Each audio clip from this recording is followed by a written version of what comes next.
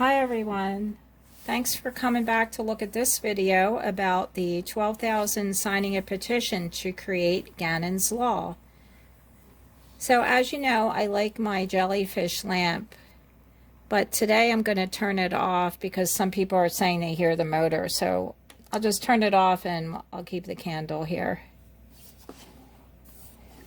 All right, so the law that someone wants to create is called Gannon's Law, and it's a new petition on change.org.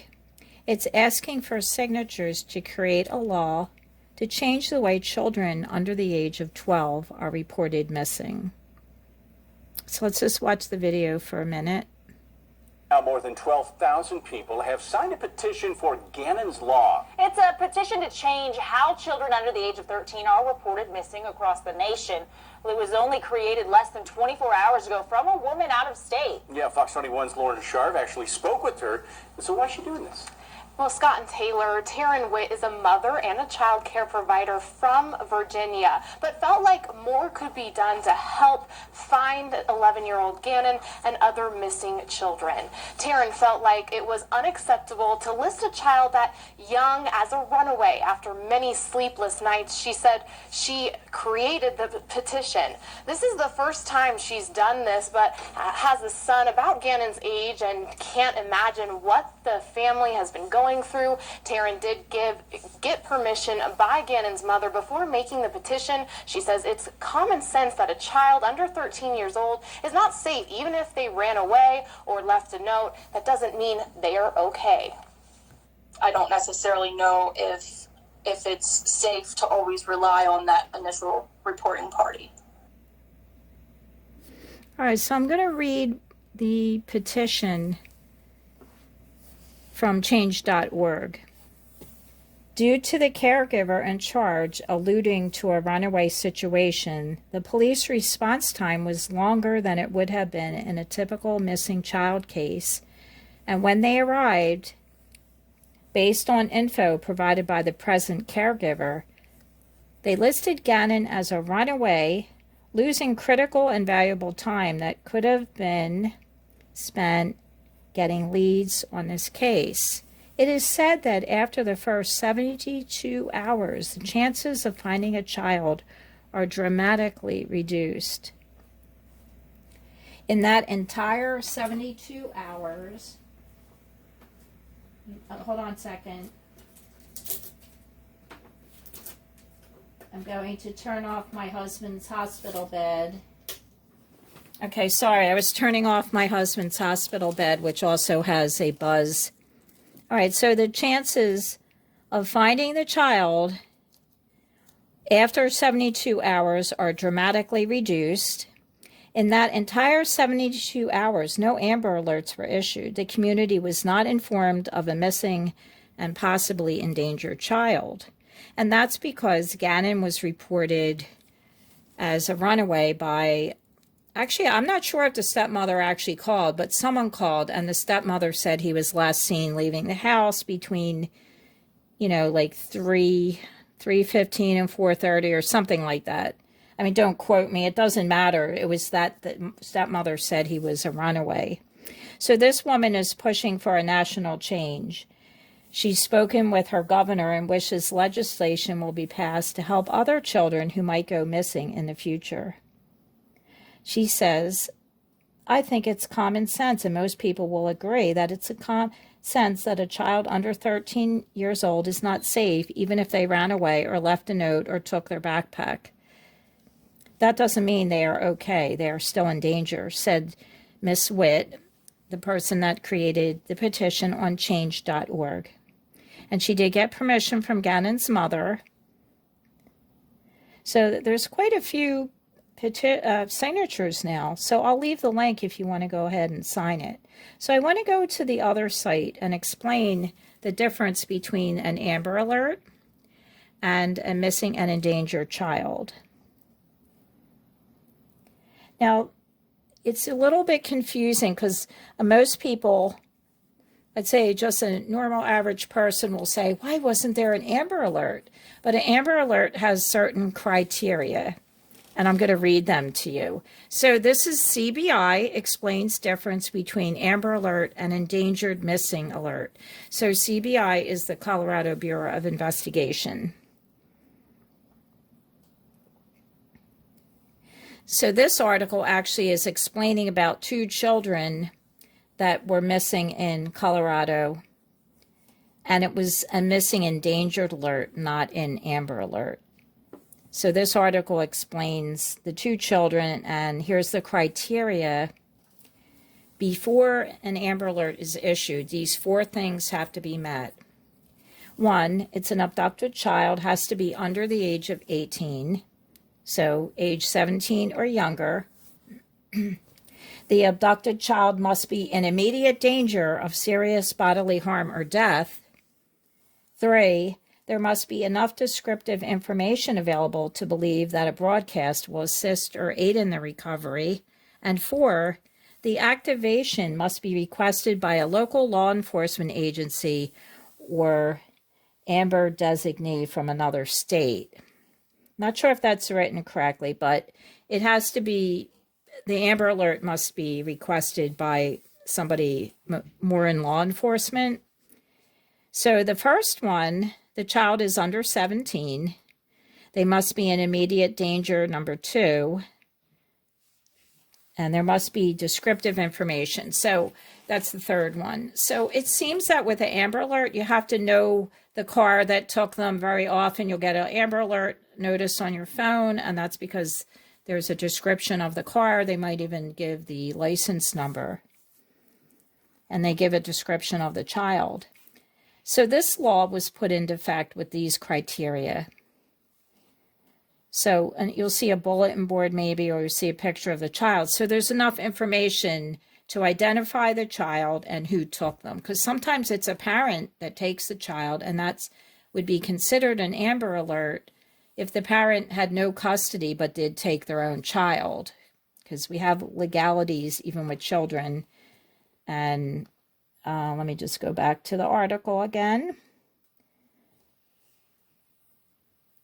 So with a missing endangered, it's a little bit different. It has to be, let me see if I can find it as it loads up again.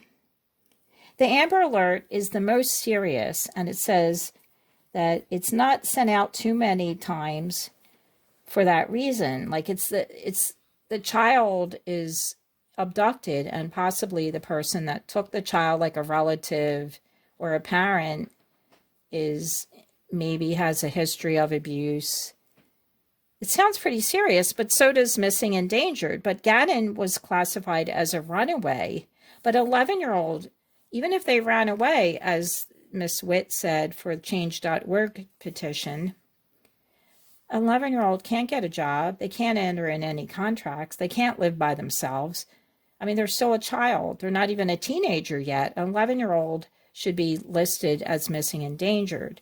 So we have a problem here with the terminology and how law enforcement looks at that. There's too many technicalities, it seems, and I believe I would agree with Miss Witt, who's creating the petition on Change.org.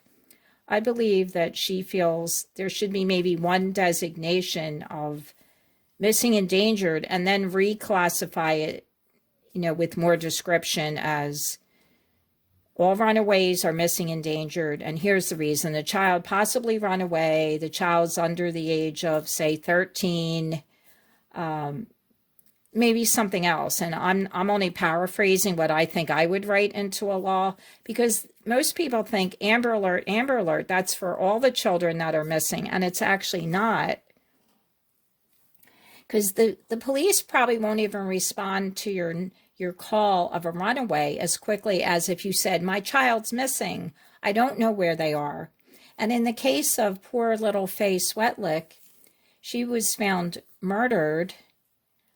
And at first the police were saying, we have no indication she was abducted, but the child had no other history of running away to the woods or leaving the front. She would play in front of the house, and they said there's no evidence, but that doesn't mean there should be not a concentrated search. I'm not sure how fast the law enforcement in that case reacted to the mother's frantic call that her daughter was missing.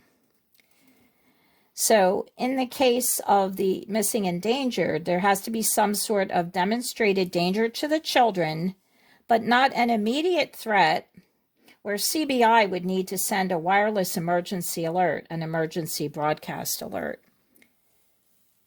So in the case of this article where there were two missing children, missing and endangered, where they went with two other people in a car, and it probably were other relatives, I'm assuming. But so in the case of Gannon, if he were listed as missing endangered, he's 11, and he's not, like we said, able to take care of himself because he's 11 and he was on medicine.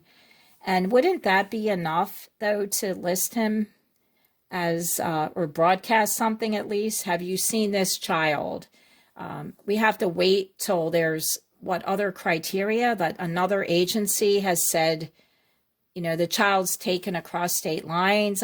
There's not always a lot of detail that you can get if your child is missing.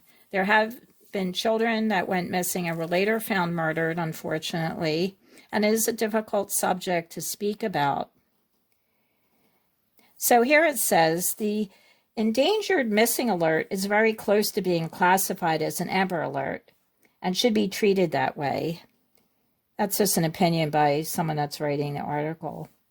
And again, the Amber Alert's most serious, so I totally get what this woman is doing, but maybe we need to just group all the missing children, even runaways, in one category and then reclassify it. Like, say, we have an alert for a missing endangered child, but possibly might be the runaway or possibly walked off. Have you seen this child? And then give the description. Shouldn't all missing children be broadcast? What, just an Amber Alert? So again, the police are wasting their time by saying, is it an Amber Alert or is it missing endangered? Well, what, like, if it's your child that's missing, don't you really want that child found? Of course you do. So I have been missing for, I guess, a week or so because my father is 90 and he had to go to the hospital. So I've been there at the hospital with him, and it doesn't really look good for him right now. So he did go to hospice. So I'm not sure if I'll be making more video, but I have been keeping up with the Gannon case because I just am very sad for the family, and like missing children, it's just really, so sad for the parents. Because in March, when the weather gets a little better, I live in Philadelphia. It's very cold today, but I will be making my video about the attempted kidnapping on my life when I was about 6 years old. And I have to make the video because I want to show people how having your children just walk out there by themselves, especially at 6, and that's what people did back then. It was a long time ago. So I've come to grips with that situation. It was very emotional for me because sometimes you don't remember everything till like you're in your 40s. But I want everybody to hear it. I'm hoping that will help other people and other parents, and possibly even how to deal with something if that does happen or almost happen. So it's an interesting story, and I really thank you. I thank you for all the new subscribers. Hit that like button for me. Come back and see me. I'll be doing some more videos, and I really appreciate you being here. And I'll leave all the links, for all these articles and the change.org if you want to sign the petition. But I appreciate it. I love you all. Have a good night.